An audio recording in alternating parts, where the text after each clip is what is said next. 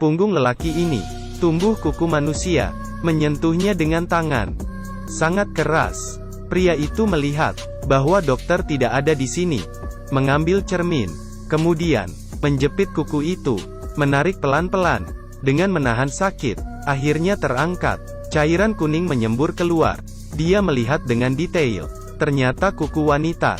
Dia mengingat soal semalam, hanya teringat ada sepasang tangan. Sisanya dia lupa. Dokter pun masuk. Dia meletakkan cermin, berpura-pura tidak terjadi apapun.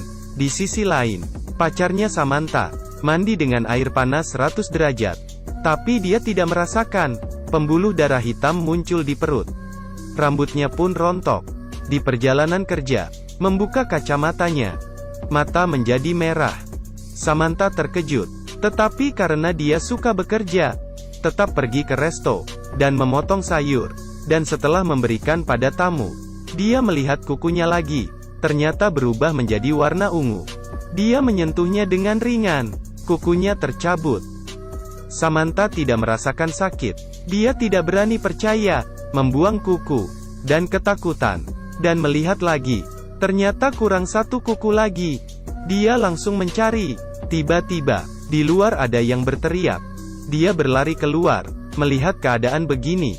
Dia terkejut dan ketakutan. Ternyata tamu, makan kukunya. Samantha langsung berlari keluar, segera ke rumah sakit. Pihak rumah sakit bingung ketika melihatnya, dan hanya memberitahunya, perhatikan nutrisi. Dia pulang ke rumah, ketemu teman ibunya, mereka terus komplain. Samantha tidak tahan. Mata yang merah, menakuti mereka. Akhirnya dia pergi mencari sahabatnya. Sahabat melihat rupanya, tidak ingin bersamanya. Samantha marah, dengan kuat mendorong pintu sehingga sahabatnya terjatuh. Dia mencekik sahabatnya hingga mati. Dia juga tidak tahu, kenapa dirinya begitu kejam, dan pergi ke rumah temannya lagi. Juga terjadi hal yang sama. Teman-temannya dibunuh olehnya. Samantha memakai alat rias temannya, mencoba menyembunyikan kengerian di wajahnya. Tetapi malah semakin menakutkan. Dia semakin menggila, menyetir dengan cepat. Otaknya terus keluar gambaran yang horor. Dia mulai pingsan, tetapi suara mobil semakin kuat. Sebuah suara keras. Samantha berhenti.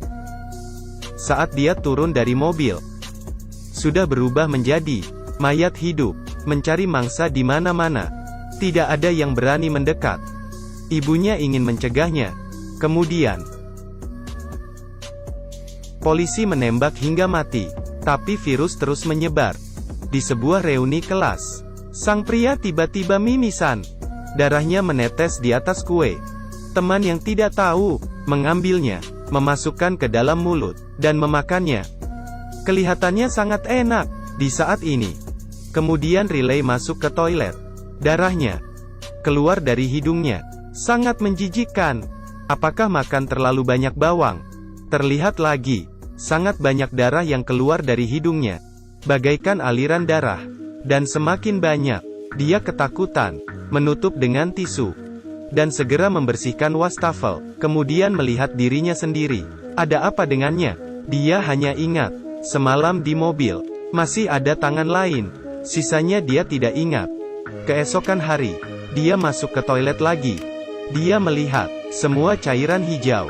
Dia terkejut dan bergetar, berteriak. Tetapi cairan semakin banyak. Dia mulai merasa jijik. Langsung membersihkan toilet. Tiba-tiba, suara di telinga membuatnya kesakitan. Dia sampai menabrak pintu.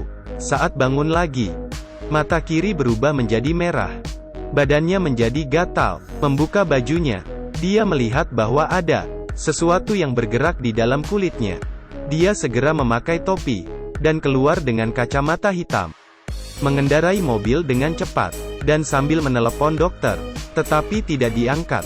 Dia datang ke rumah dokter. Dokter dan keluarganya belum bangun. Dia sudah masuk. Istri dokter marah. Akhirnya Riley keluar. Dokter bangun dan ingin marah. Tetapi saat Riley melepaskan kacamata, dokter merasa ini masalah serius. Menyuruhnya langsung ke rumah sakit. Riley tidak mau, karena beberapa hari lalu, sudah ada beberapa orang dengan penyakit yang sama. mati di rumah sakit. Dia langsung pergi, sampai di supermarket, membeli beberapa jarum dan benang, pisau dan alkohol. Dia masuk ke toilet, yang bau dan rusak, meminum alkohol itu, menggunakan pisau untuk menusuk kulitnya. Dia menahan kesakitan, memasukkan tangannya ke dalam, dan mengeluarkan sesuatu seperti cacing. Kemudian memotong bagian bahu, dan memasukkan tangan ke dalam, dengan kuat menangkap. Kemudian menggunakan mulut, mengeluarkan cacing yang sama, dan juga muka. Terakhir menjahit kulit dengan jarum dan benang. Dia segera mencari teman, karena beberapa hari lalu, mereka minum alkohol di bar. Ada teman yang menciumnya, takut tertular. Dia memanggil temannya yang sedang belajar. Riley melihat dahinya berubah hitam. Matanya berubah menjadi merah, mengatakan dia sudah tertular. Tetapi temannya mengatakan, dia tidak membuka lensa kontak. Mata jadi meradang. Riley mau membawanya pergi. Saat ini, pria yang menyukainya datang menghentikan. Pria itu langsung memukulnya ke dinding, melepaskan kacamata. Pria itu ketakutan. Saat menjelaskan, temannya pergi membujuk. Tiba-tiba darah keluar. Pria itu terkejut dan takut. Riley membawa temannya pergi. Apa ide dari mereka? Si gadis ingin melepas lensa kontak, tetapi tidak bisa. Agak kuat, mengambil dari bawah. Malah bola mata yang keluar. Mengerikan. Gadis itu menjadi takut, dan berteriak. Riley menghiburnya, dan memeluknya. Mereka berdua terinfeksi oleh virus misterius. Dan Riley pernah melihat pelaku virus. Mereka berencana mencari orang itu dulu.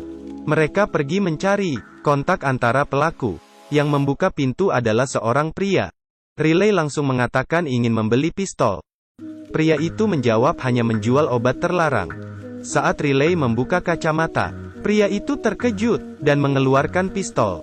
Kemudian, Riley mengeluarkan kertas pencarian, memaksanya untuk memberitahu lokasi pelakunya. Di saat itu, polisi masuk, menangkap semua orang. Di saat yang sama juga, keluar darah dari mulut Riley. Dia pun pingsan. Mereka membawanya ke rumah sakit. Gadis itu tidak tahan. Mereka terinfeksi lebih lanjut. Akhirnya gadis itu meninggal. Saat gadis didorong ke tempat perhentian. Di saat itu juga, pelakunya berpura-pura menjadi dokter, datang ke rumah sakit, ingin membunuh Riley. Saat Riley mengangkat kepala, melihat pelakunya, pelaku melihat hasil tes virus sendiri. Dengan senang, dia membuka pakaiannya, memperlihatkan bom padanya. Pelaku memiliki kepribadian antisosial. Polisi datang. Pelakunya dengan tenang dan senyum. Dia sudah puas dengan kehidupannya. Menjadi agresif. Tiba-tiba dua polisi, yang tidak tahu apa-apa masuk. Pelaku mengeluarkan pistol, dan menembak mereka, dan juga dokter bahkan suster. Semua mati. Dia berhenti. Hatinya senang. Kaki polisi wanita terluka. Pelaku berjalan mendekat. Riley datang, menyentrumnya dengan alat pacu jantung. Keduanya berkelahi. Pelaku mau mengambil pistol. Riley menahannya. Pelaku mencekik leher Riley. Riley tidak dapat bernafas, memuntahkan darah hitam. Terkena muka pelaku. Pelaku mengambil pistol, dan menembak Riley.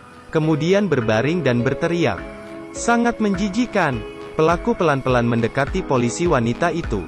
Dia sangat ketakutan. Pelaku mengangkat pistol. Saya adalah dewa akhir zaman.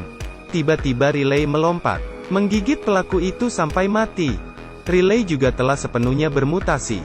Polisi wanita mengangkat pistol, dan menembaknya. Dokter pulang ke rumah, membuka lampu, melihat istri yang duduk di kursi. Sudah bermutasi, dan di perutnya, ada sesuatu yang sedang berjuang. Tampaknya infeksi yang sama masih terjadi. Saya adalah Da Chong Ming. Film selanjutnya lebih seru.